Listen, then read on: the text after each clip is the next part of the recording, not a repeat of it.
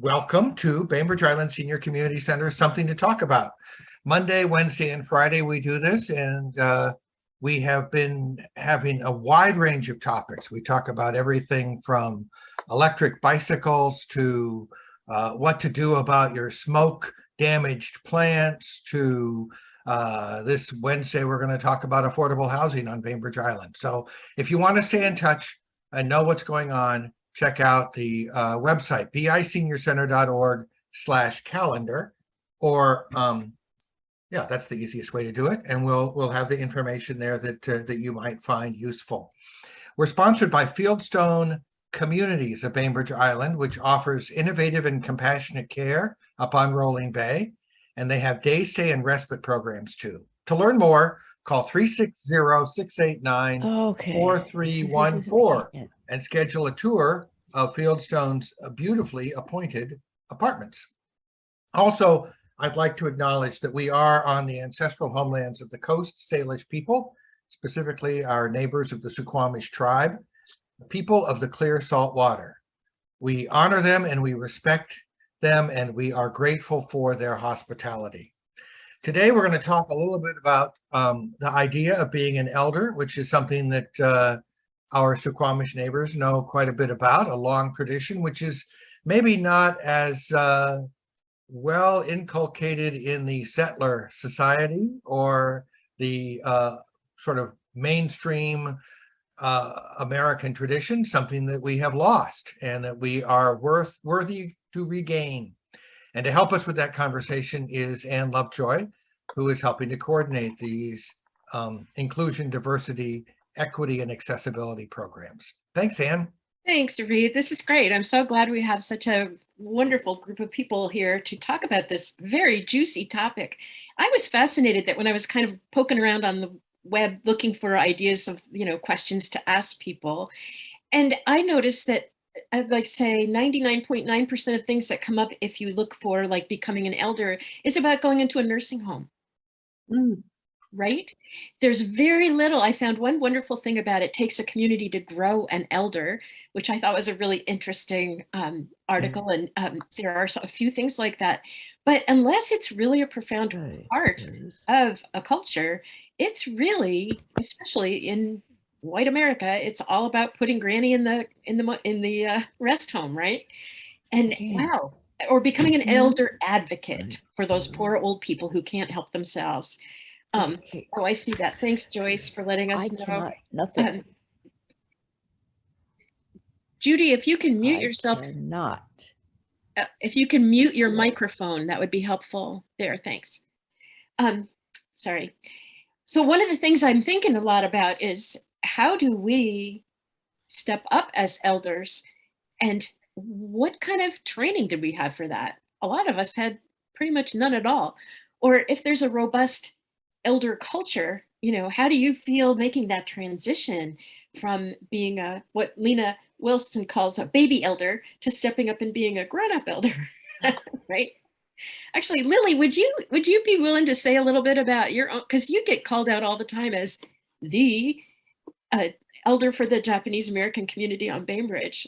And, we and I have talked at times about how do you get more people to step up, or one person starts to be the person, and yet who could stop asking you, because you have such a huge, rich fund of ideas, of stories, of history, of experience. You're irresistible, Lily, but I don't want you to be alone in it.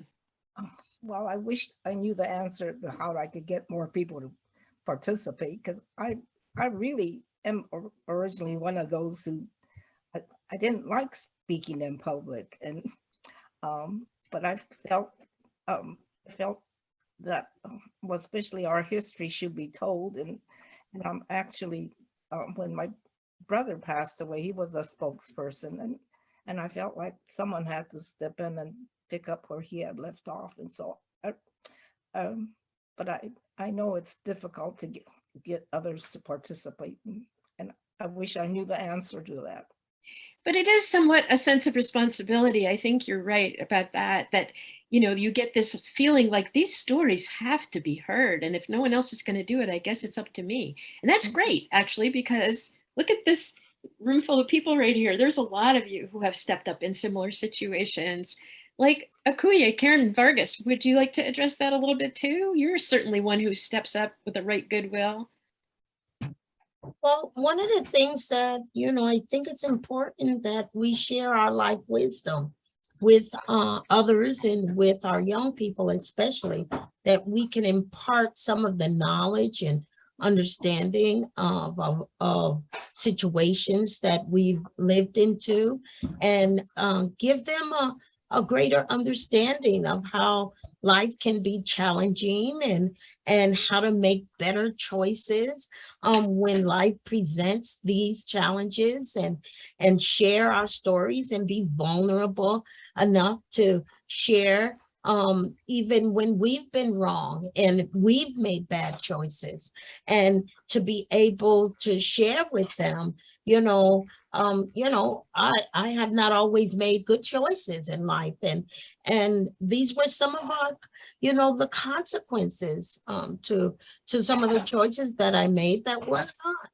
Oh, that is such a great point, because one of the things I think gets in the way for some people, some of us, is if we have been exposed to an elder tradition, sometimes it's a little on the rigid side, and the elders are always right, in my case. And so being vulnerable, taking our places and being willing to be vulnerable and talk a little more about some of our own mistakes or our own, that makes us, I think, more credible today. Lena, you've got a hand up there. Yeah, actually, thank you, Anne, and those who already spoke before me.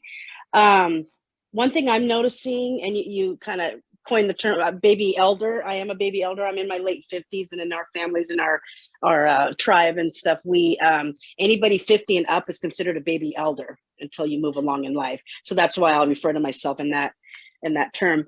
But one thing I'm noticing as I am aging, and I'm taking care of, my family's taking care of my elderly mom as well, that we have a lot more in common, even though we've been so divisive, living different lives. Some people are able to go to college, some people aren't. We've all had different economic backgrounds and different stories to tell, but we have so much similarities in our stories. Somebody growing up on Bainbridge, with the shipyard background. For example, my family has a lot of shipyard background, more blue collar worker as opposed to college background. But when we're aging and becoming elders, baby elders as well as older, we're all kind of coming back to the same path and dealing with the same issues when you're in elder world, mobility, health. Are you being heard anymore? Are you just being kind of cast aside because you're not young and vibrant and don't have a voice at the table anymore? That's what I'm finding. We have a lot more similarities the older I'm getting. There was so much more divisiveness as I was aging, 20, 30, 40. But now that I'm in my 50s, coming up on 60s, I'm finding it coming back again full circle. I'm wondering if some of that is partly because with all the years of our experience, we start to get the wisdom with the, that comes along with that. But there was a question in the chat about, what if you didn't have a culture growing up of elders? And Eve, I would like to ask you to address that, because not all cultures have been around really solidly long enough to have a solid bunch of elders, right? I presume you mean the trans culture there. Yeah. First off, I have to say that the Bainbridge Island Museum of Art is having a whole series on the question of mentoring, this winter. And Akuyea, whose hat looks just wonderful, and I can't see what it is. I take it as part on one of those panels. I'm on another one of them. So please, this is something that's going to be an ongoing discussion on the island this winter. So I will advertise for them. I didn't have any mentors for coming out. And the fact is, I didn't have any mentor, relationship in my family, because of the BEMA thing. I asked I said, I didn't have any mentors. And I asked my brothers, and my family didn't do mentorship. None of them in their careers had mentors. So I'm without mentors across the board. And strangely that I'm a mentor mediator now. Though I think I'm the worst mentor mediator, though people seem to like me. What I found when I came out was, that I had a need to be really open about it. And we've seen other people like Lynn and, others in our groups that, are incredibly open about this. And that we wanted to, and that with Don and the queer elders, that it was really important for us to offer connections so that young queer and trans kids can see how it, that you get older and it's okay. Yeah, do you remember there was a wonderful panel at the Art Museum it was called Young and Queer on the Rock, and a bunch of high school students did a panel, and one of them said how much the queer elder family group at the senior center had been helpful for them and supportive, and then said with this look of stunned amazement, I never thought about being old and queer. Like, I cracked us up. That was so cute. But I think in some profound ways, none of us really, really imagined ourselves being old. And then suddenly you're like, oh my God, guess what? We are old, but are we elders? Like, those are not necessarily the same thing. And it sounds like in some ways, we're the ones that are going to have to build the elder culture we want to be part of. Yeah, for me, I didn't come out until I was already an elder. So I came out as an elder, in my 60s. And it's just remarkable that if you can find it within yourself to be yourself, you get curious about others, and anybody who asks you a question, you just want to just take their questions really seriously. Not like you've got the idea. I'm writing about how my transition has been, and one of the first things I say is I am not a good representation on how to come out, because it took me forever. But I've slid into the role of a mentor in a way that I was totally unexpected. That was a complete surprise. And mostly my mentorship is just showing up at different things and being visible and letting people know that, yeah, it can be good. My daughter has found that she can be a mentor online to younger people all over the world, because of the time thing. Means if you're up in the middle of the night, as she sometimes is, she can talk to somebody in Singapore who needs support. And so at 40, she's a baby elder, I suppose, right? But I think one of and Jing Tong has a great point here. What's the difference between a mentor and an elder? Is an elder chosen? Does one step up on one's own as an elder? Does one have to be a certain age to be an elder? And I'm going to start right off by saying, I don't think elder has anything to do with age in some ways. But it definitely has to do with experience. And some people have very dense lives full of all kinds of experience, some of it quite difficult, even very young, and build a big body of experience and perspective decades maybe before somebody else. So to me, it has a lot to do with what we've done with our lives, how we've processed the things that have happened to us. That to me is sort of the source of wisdom, is like, if you can turn it, like this week, I had a bad fall, and I have been processing very hard all week to try to change humiliation into humility. Right? Mm-hmm. But it's like, as you get older, you start to learn how to shift your perspective, reframe, think things through. And that's such a gift to our younger family and friends and community members, where they might not have that yet. But, I guess I think that's one of those things anybody can claim to be an elder, right? Especially as an older person. But I feel like if you want respect, you give respect. And I feel to some extent it's earned by our actions. Akuyea, could you say a little about that? Because I don't know anyone who's has more action-packed life than you. I struggle sometimes with being the mentor or even the elder in the situations, because when issues present themselves, how do you step into those things and share the wisdom? And sometimes the shared wisdom is not always accepted. Sometimes you speak a word of truth. You be able to speak a word of truth into the situation. But I think the wisdom is being able to come together, to have the conversations, to be able to work through whatever it is that we put on the table, to be able to share with our young people or to share with others, or to be able to say, we all come from different life experience and perspectives and raising, I often talk about the culture in which we were raised in. And sometimes the cultures that we were raised in were not always healthy. But as we grew and as we begin to live into those experiences, we begin to glean the right and the wrong of situations, and we begin to glean how to make peace or how to bring together to be able to work through whatever it is. And so sometimes I think we language things and put labels on things that sometimes can cause us more of a challenge, versus us just leveling the playing field for us to be able to step into things, to be able to come to a place of reconciliation. That makes total sense. Reed, did you want to say something about your question here?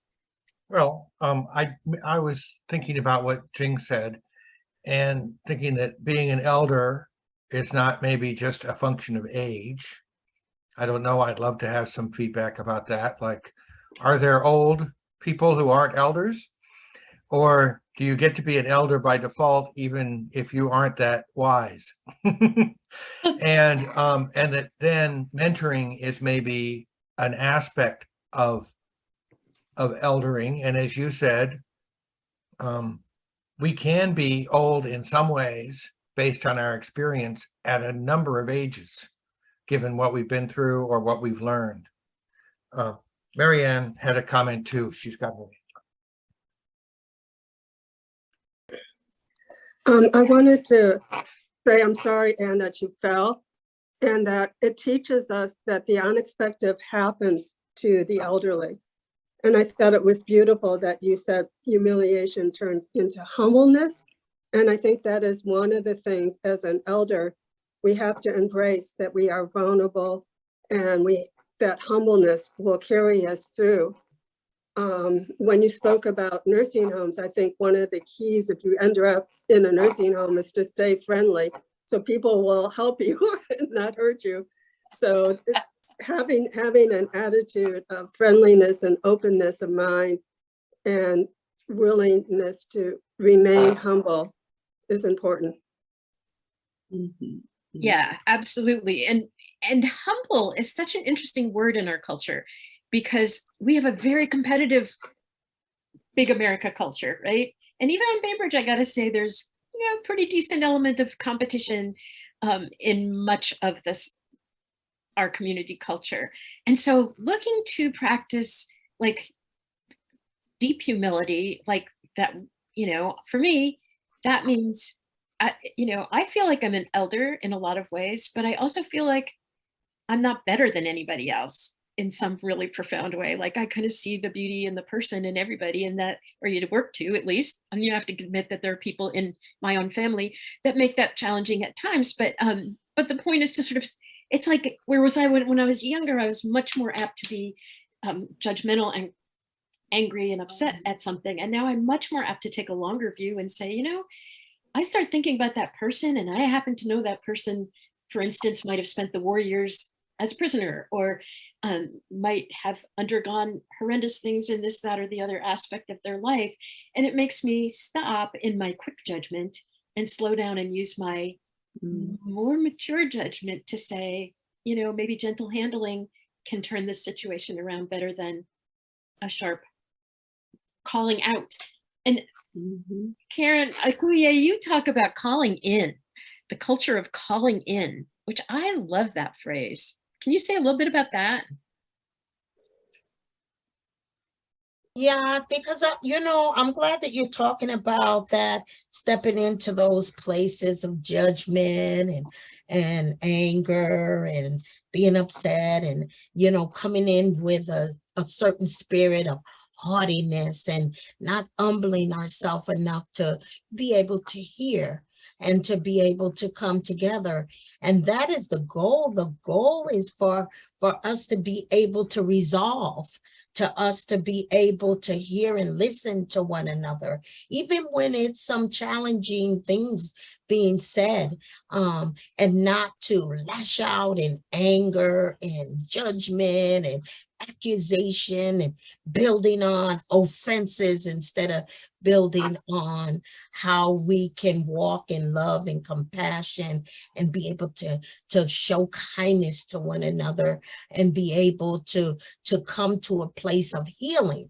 Because I think that is one of the fundamental things that we have neglected in so many ways in our society, to really nurture. What does it mean to move into a place of reconciliation and a place of healing? Because we know that it's not if things will blow up and start spiraling in a wrong direction, but what do we do in the midst of them to bring us to a place that is healthy for us to even speak peacefully to one another. Absolutely. And to bring healing. So that's kind of how do we call people into that, type of being able to dialogue like that. Oh, exactly. And you are so brilliant at that. But Lily, could you say something to that too? Because heaven knows, Japanese American community on this island has been, over the years, fantastic, brilliant at creating a healing culture for at least entering the community and having the community, I don't know about atone exactly, but recognize the things that were done that were so awful and yet go forward as a community together. Well, part of it is because the island community was special in that unlike other communities, they were not so quick to believe the propagandizing that other communities bought into because of war history. And it's mostly because people had known most of the families and knew that they were not so quick to buy into the propaganda that we were more beholden to the Japanese culture than America. And so that's why we're able to accomplish so much here on Bainbridge Island. But at the same time, it is important, as Karen said, to not to be so quick to judge, and I think that's the bottom line. But I think the main thing is that when you get to know each other, you realize people are people, and you're going to like or dislike anyone in any community or any ethnicity or any group, and that's just part of the human nature of life. And that's what I've learned as I've grown older, that there's some things you just cannot change. And but I think I'm an ever optimist. And you asked earlier what I learned from my mother or my elders. And one of the things I learned from my mother is the love of plants and gardening. And I think gardeners are the eternal optimists. And I think that's what has propelled me in my life, is to be forever optimistic. And as Karen says, and I've learned, and I was a terrible judgmental person. I mean, I've made mistakes too. And I've learned, do not judge. Yeah, getting slower to judge is a huge part of, I think, wisdom, right? Mm-hmm. And in a way, it's like the whole idea of becoming an elder is becoming more comfortable with our humanity, our flawed and broken humanity, and our brilliant and amazing humanity, right? I think I've had this conversation with a number of people, and I find that if you were raised in a culture that had a very stern elder culture where they were always right and you were always wrong as a young person, or if there was that kind of angry elder internalized in your head, yelling at you all the time, that's one that's a little tough to get over. So to me, it's sort of like the Queer Elder Family Group reclaiming the word queer. It's like, we have to reclaim the word elder and make it, if it's in your culture and it's beautiful, that's great, right? But if it's in your culture and it's a little toxic for you, then like saying, okay, then I'm going to be the kind of elder I wish I had had. I'm going to be that person for my family, my friends, my neighborhood, my community, and train ourselves, I guess. I mean, that's kind of what there is to do, right? I'm wondering if Don Tarbox, are you, I know you're on here. I don't know if you're in a place where you can say something. You're muted.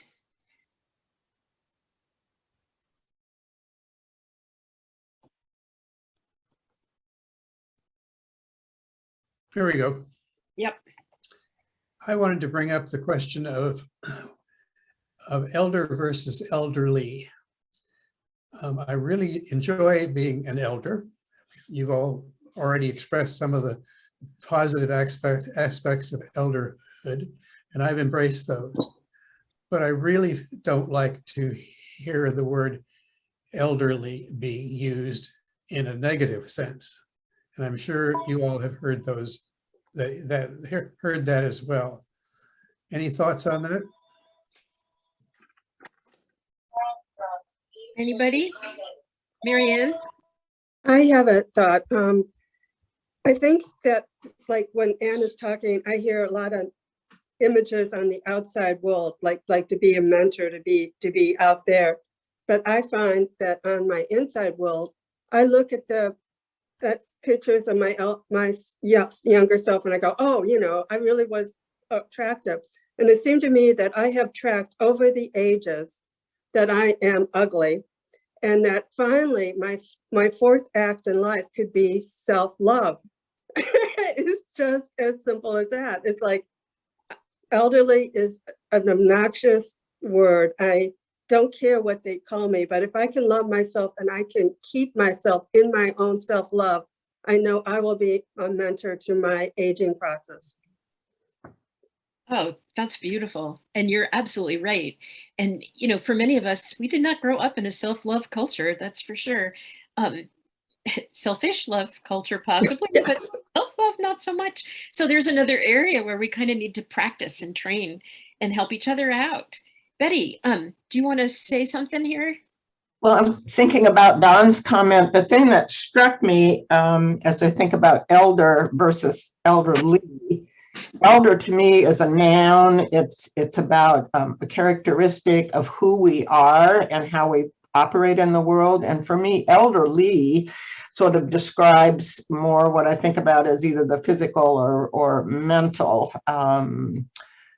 Because I could use the nouns mentor or resource as part of elder, but I wouldn't use those in lieu of elderly.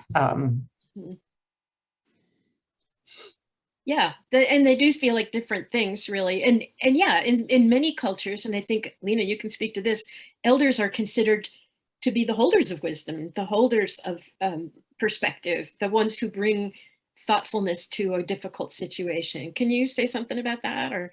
Oh, absolutely. In my family and in our culture, both the Filipino side and the Native side, elders are really respected, held up with high honor, looked greatly upon, and you want to listen to their stories and listen to them, share. And in all honesty, I'm in my late 50s now, but when I turned 40, just to share a little personal, I was excited that my elder years were coming upon me. I was excited, and people in my age group at the time thought I was crazy, going, why are you so excited about getting older? But I, in my head and in watching around me, couldn't wait to become a part of the Cool Kids Club. I still call it the Cool Kids Club. The elders are the Cool Kids Club. And when I got my AARP card, again, flashing it around with pride and joy, saying, look at me, I'm part of the club now. And because it is, our family does hold them up so high respect and love and honor, still to this day. And so, you know, yes, in my family and our culture, that is a very big thing. But I also kind of want to tag a little note onto the history part of families that may not have had the loving, nurturing elders in their home or their life. I think a lot of it's generational too. And I can speak a little bit into my own personal view and thoughts about that. In a lot of our cultures, our elder grandmas and great grandmas and so forth weren't allowed to show a lot of affection and love amongst their children. And so it kind of passed down about not showing a lot of love and affection to their children. You know, they were told to keep their mouth, don't speak until spoken to, kind of thing. And so therefore it traveled down from generation to generation. And what I'm seeing in my generation, in my age group, is that's taken a shift. That's taken a shift in where a lot of us parents in my age group are changing that. Saying, no, I want to show my child and my grandchildren that it's okay to hug in public. It's okay to say I love you out loud. It's okay to hold hands when you're going to the grocery store or whatever. You know, just showing that love and affection. I think that's a big switch in the direction we're going, and taking what we've learned from our elders, the good and the bad, and bringing that to move forward. That's so perfect. And you know, Joyce, I don't know if you want to say anything, because there you are holding that fabulous baby, but I feel like a lot of us are babysitting, are taking care of the kids. I have my grandkids a lot, which means that I'm a pretty important person in their life, right? You want to speak to that a little, Joyce?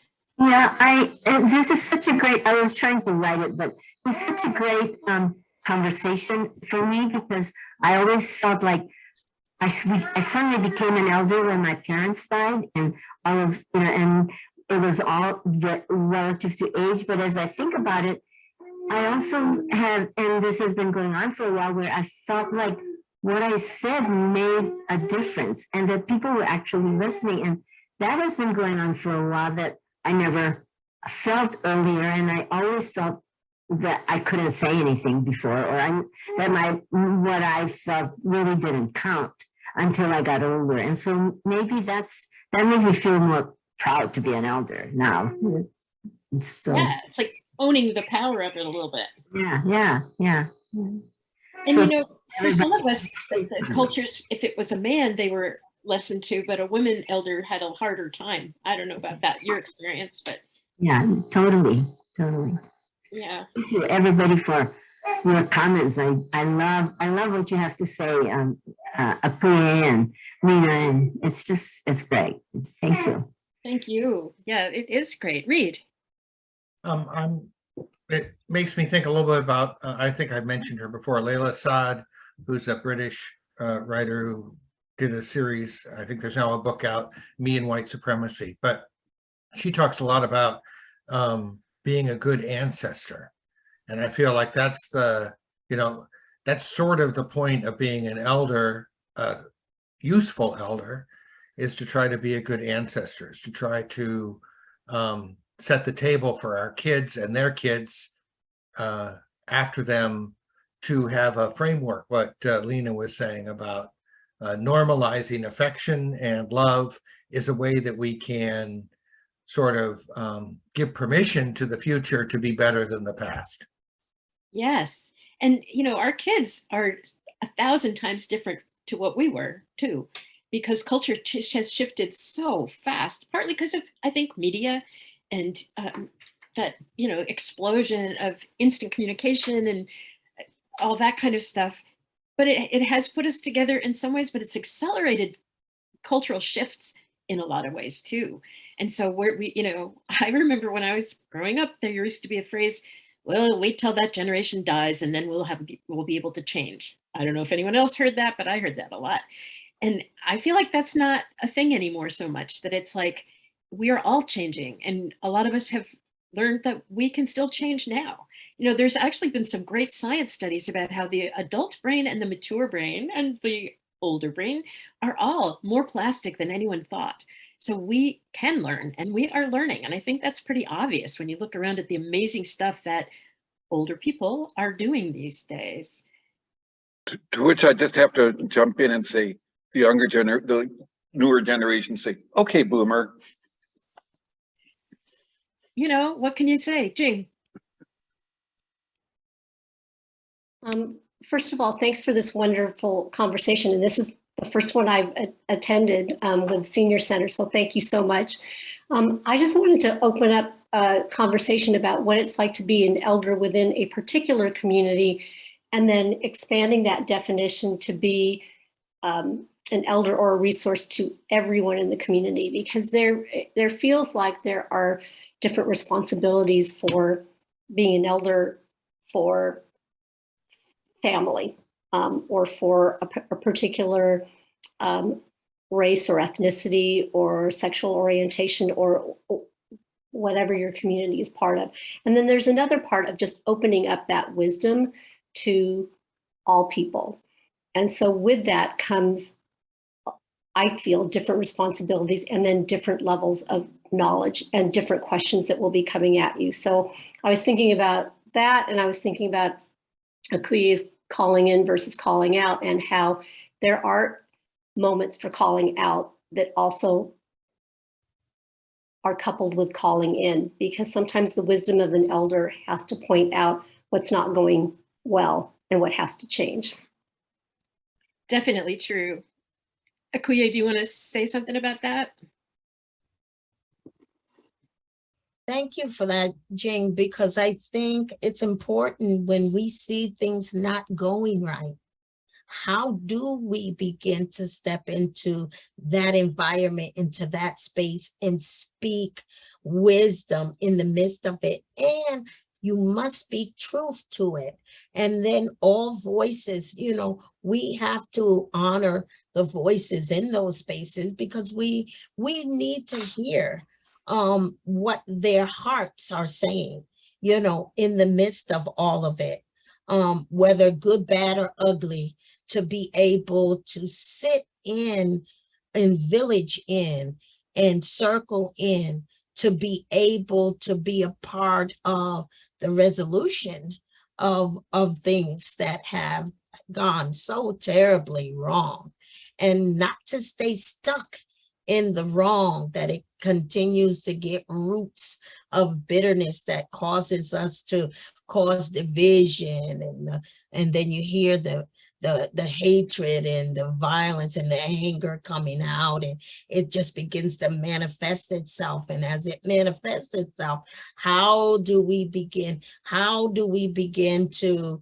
operate? And I always say operate, because we have to walk in that, and I don't care if it's in our families, I don't care if it's in our schools, I don't care where it is, in our jobs, on our jobs.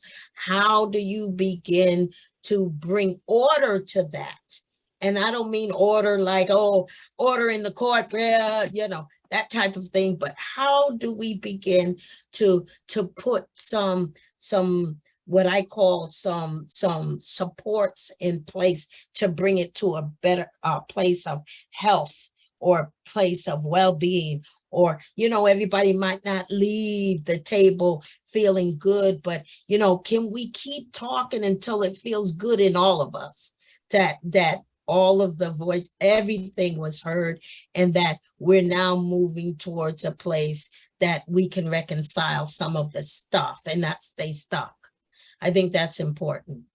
So do you think part of it is allowing people to be heard? And like you said, they may not leave the table with what they wanted to leave the table with, but just like hearing somebody out, I feel like it's valuable for both, because I think there's an impulse in a lot of us to cut someone off. I think I know what you're saying. I think I already know all about, and you're wrong. And to actually listen and make that space. And one of the most useful things I ever learned from many years in therapy here, people, is to say, say a little more about that. Even if you don't actually want to hear it, you kind of do. And I found that is the most amazing thing to throw into a conversation when somebody's really, really, really scored off, to say, oh, God, say a little more. And they're like, oh, cool. And they feel called in, like you always say, right? But I've used that as a tool and learned that it's actually a true thing, not just a technique, but it's a really good tool, right? Then, Anne, before we wrap, kind of bringing it to a head, one of the hardest things that I learned in life, I was working with our young people in Minnesota, and we were working through what we call our reflection piece of our training, and what we call the elders or the mentors or the coaches that brought the students down. We had to be observant participants and not interject into their reflective learning process. And it was so difficult for the adults to not say, you need to do this like this, and you need to do that like that, and, to take on that role. And once, we interjected in their learning, we were given disabilities. We all knew who in the room was given, that could not just sit in a place of listening without interjecting and without disruption and without bringing on their own opinions and their own ideologies and their own, what they understood, but just to be able to still themselves long enough to hear all of the voices and all of the perspectives and all of the opinions of these young people. And I carried that. That was one of the most impactful lessons that I have experienced in my life. And yes, I was with some of those elders that was given disabilities, and this was a week-long training, and it was so difficult. It was so challenging not to jump in, because we saw all the things that they were doing wrong and all of those things, and we wanted to come in there and be the savior of the day and correct all of that misbehavior, But, I carry that, and I share that story because it is difficult to be an observant participant in life and not to be able to go in and start moving in a judgmental space that can cause just as much harm and conflict as anything else that's been laid out on the table.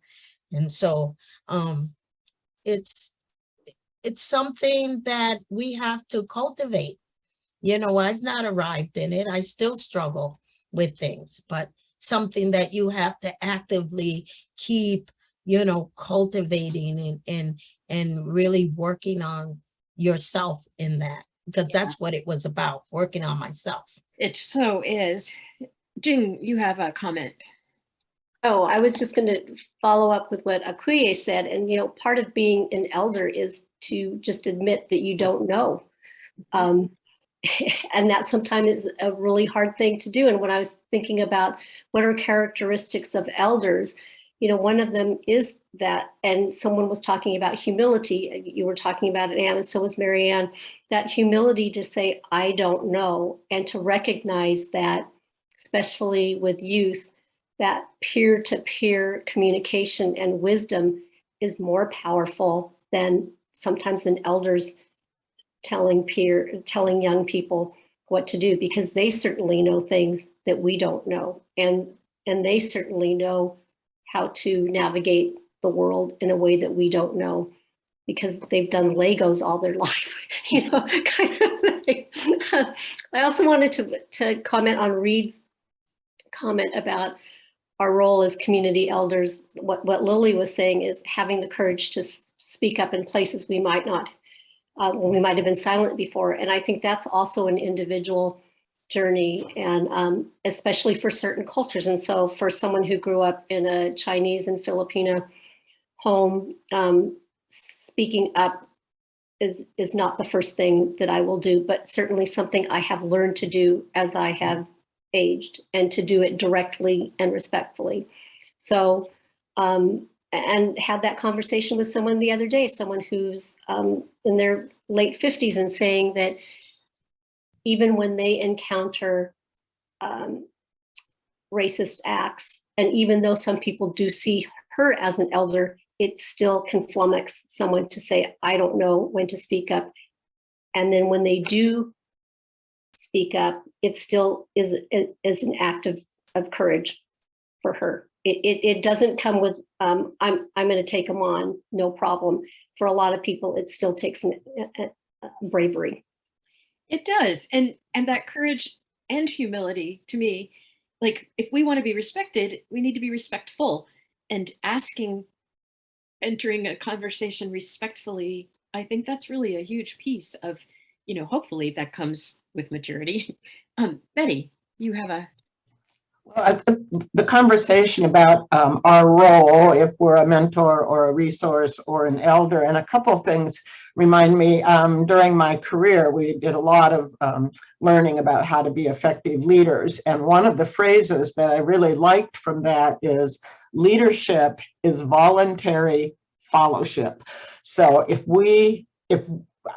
people need to come to us, we don't get to say, hey, I'm the elder and I'm, what other people have said. I think we need to meet people where they are. I have a friend who's a very effective life coach, and that's one of the things, just wherever somebody is, that's where you start. It's not that we have our own agenda. So I think a big part of it is how we live and what we demonstrate, and that what we have to offer, somebody wants. We don't get to just put ourselves out there. I agree with the comments about, we need to speak up. So it's not just about a passive, but I think, what we show and how we meet people and how they see us is a part of this dynamic, I think. Yeah, definitely right.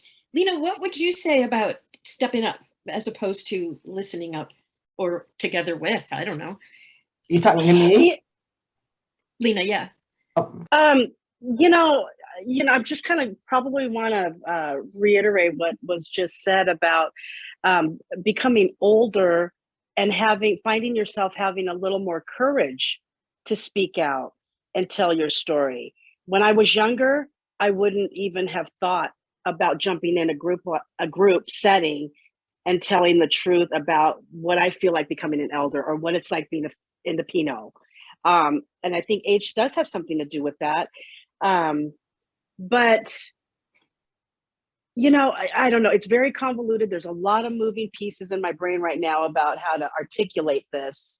But I do want to agree with a lot of what's been said down here, or on this platform, about what we were taught and what we were taught growing up, what we've lived through as we were growing into our adulthood, and now as we're aging into becoming an elder, what we're going to do with that. And I think we're kind of in a big transition, because with the internet coming on board, and we are now in communities of the younger generation who were not necessarily brought up on pen and paper, brick and mortar, but are now technology, right? And they're kind of bypassing us really in that arena, but we have to navigate kind of both worlds. How do we do that with the younger generation and us becoming elders and so forth? So I think if we can kind of combine both worlds, but again, and what I heard previously was coming down to that level. That to me was a sticking point for me, was, can we come to the same level with everybody? Can we have the patience to listen to them, as well as them listen to us, both different age groups and stuff. I'm not sure, I'm kind of probably rambling and not really getting around to the question, but I just wanted to kind of just share what my brain thought was kind of going with this, about all of this coming together as one. And am I the only one that's confused in this day and age? Hopefully not. Hopefully I've got somebody, right along with me that's really confused, and I don't know what I'm doing. I don't know where, of what I'm saying to the younger generation is accurate and right. Just doing my best with what I know, and just keeping it real with what I know. You're not alone, Lena. I think things are changing so fast in our world. And I think many of us, and you know, the last few years have been extremely challenging for all of us. So I think in some ways we all have, you know, post-traumatic stress syndrome personally. And we're just trying to get ourselves back together. And then, you know, still so much is moving so fast. It's really hard. But if we can, and I guess that's one of the pieces I see as an elder value is that, you know, we can slow down, and slowing down used to be almost like a crime against culture. But like for, you know, for the busy, do it all twice as fast. It's like, no, if we can be the people who are like, let's just wait a second here, let's hold on a minute and let's all think and let's breathe together for a minute and then start again. You know, we can bring that refresh element in, but we can also do it for ourselves and each other. It's like reminding ourselves that there is, what's that saying? You don't have time to do it right, but you have time to do it over. Let's try to slow down and do it right, right? Actually, Karen King, you haven't said much, but I would love it if you would kind of jump in a little and talk about, you've made some, you've changed some things in your life, and you're trying to figure out ways to be more active in some arenas than you had been in the past. Do you want to say just a little about that, or? Oh yeah, well, I love that Lily talked about how, you know, she finds peace in plants, and of course Lena talking about, you know, embracing love of everybody in all ages. And I was born within my being of music, and I love to share music and intergenerational. And I think that is a wonderful way to have a conversation, is through music. And my life has changed a lot. You know, it's through health and through moving, and I unfortunately can't come to the center a lot because I'm immunocompromised and I have leukemia. And I'm not ashamed to say that. That's the way it is. And to be quite honest with you, I found out that Zoom was kind of the savior of my life. I was able to reach out and be with all you, you know, week after week after week. And it was so wonderful. I also wanted to say something about, you know, our families, our ancestors, and how they were maybe possibly mentors to us, but then possibly they were examples of who exactly I didn't want to be. I did not want to be many of the people in my family. They were very judgmental. They were racist. Let's just put it out there. And also gossip, just constant gossip about other people. And I that was something I learned that I never wanted to be. And I still see it in some aspects of my family, and it's hard to watch. And I try to be an example of what not to be so judgmental, and to be loving, and to get, you know, and start having a relationship with a person where they're at, not where you think they should be. So, you know, that's kind of my life. And I just value each and every one of you for bringing your story, because because I see so much love and compassion out there, and bringing community together. And I really appreciate you, Ann, and Reed too. You bring people together in ways that I haven't seen in a long time. I really appreciate that. Thank you. Oh, thank you, Karen. You know, it's such a blessing. And I think it's one of the coolest things that Zoom does let us do is assemble in various ways that might be really hard in real life, or, you know, whatever we call it these days, in person. It's not like this isn't real life, but I think there's this wonderful gift that Zoom has given us, that if we may not be able to be personally present, we can really still connect. And I have to say, at first it felt weird to me, but now it's just like, I look at all your faces and think, these are my friends. And like Karen Vargas always says, hello family, when she comes into a group. And it's like, yeah, we are family, right? It's awesome. And I'm really grateful that you all show up. We do have a few more minutes. If somebody would like to throw in another question or comment. Eve. I just want to say that, yeah, the learning from bad examples is just incredibly important. You know, this is how, you know, my family navigates. is saying, I don't want to be like that person. And so the opposite of that is trying to be the person that other people want to be like. And or at least not being somebody who, they don't want to be like you. I don't want to take any credits for anything, but, I think that this whole idea that people are talking about of coming into yourself and being yourself so that other people can be themselves is just what this seems to be about to me. I agree. Reed, do you want to say what you put in the chat? Well, I was just, some of the words that I've heard today seem to be connected to me. The idea of taking deep breaths, slowing down is akin to the first step before rushing to judgment. It allows us to reserve judgment.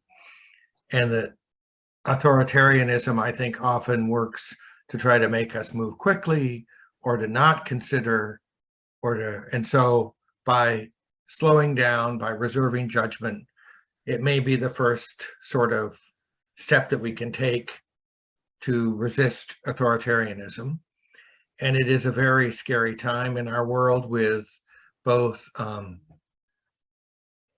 well, there's just so much going on in all directions. It's like the noise is so overwhelming that it's very hard to get a sense of how much danger we're in. We are in danger, but also how much hope there is, because there are lots of signs of people who are mad as hell and ready to start loving their way out of this problem. Yeah, and that's is a good sign. You are absolutely right. I'm heartened by I know that so many people are working so hard for more than just personal good, but for community good, national and international good. And that's so huge. Lily, do you have anything you want to toss out as a last minute? No. No. Well, you don't have to. No, just a whole lot of wisdom in your group. Well, yours too. I just, yeah. When we first moved to this island, Lily and my mom really hit it off. And Yes. one of the things Lily did was help me see my mom in a really different light, which was so sweet and valuable, right? Starting where you are. It was really a gift to me. So thank you for that. I still miss her so much.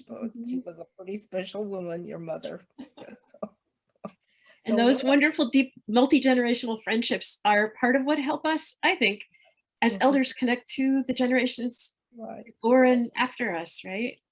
Well, one of the things I learned in my nursing career, it was during my psych session, and this was a professor of nursing who said, the least lovable person is the one who needs the most loving. And I try to remember that.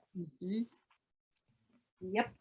I remember one of my nursing instructors said, you never know what's on somebody's plate, but assume they're doing their best. And I was like 20 going, really? I'm just like, yes, really. It's good advice still. And that's what's so pathetic. They're doing their best. I know, and it's hard to do. We just have like a minute. Akuyea, do you want to lead us out with any particular thing or? I just want to say this is wonderful that we can come and share like this, because this is good for us. This is healthy for us to be able to glean wisdom from one another and life experiences from one another, so that we know how to be in community with one another, and we know how to be respectful and honor what each of us bring to the table.